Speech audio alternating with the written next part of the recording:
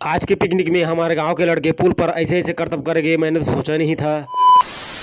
तो फाइनली दोस्तों, बहुत दिनों के बाद हम लोगों को पिकनिक जाने का प्रोग्राम बन गया। और इन महाशय का देखो, खाने से पहले बर्तन धोने के बारे में सोच रहा है।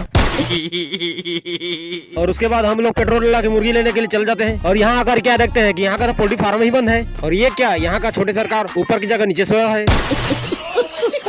फिर हमारे एक दोस्त को मुर्गी लाने के लिए बोलकर हम लोग भी वापस निकल आते हैं। उसके बाद पुल से निकलकर छोटे नदी को पार करके हमारे नंगे दोस्तों के पास आ जाते हैं।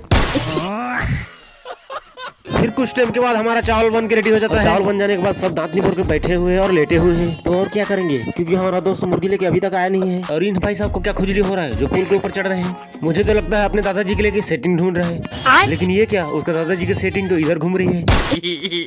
उसके बाद सुखराम भाई चिकन लेके आ जाते हैं। फिर हमारे भुक्खड़ भाई कढ़ाई में तेल डाल के चिकन बनाना स्टार्ट कर देते हैं। और थोड़ी देर के बाद हमारा चिकन बन के रेडी हो जाता है। उसके बाद हम खाना खाने के लिए बैठ जाते हैं। फिर मिथुन भाई सबको एक एक करके खाना परोसते हैं और सभी लोग भुक्खड़ की तरह खाना खाने में टूट पड़ते हैं।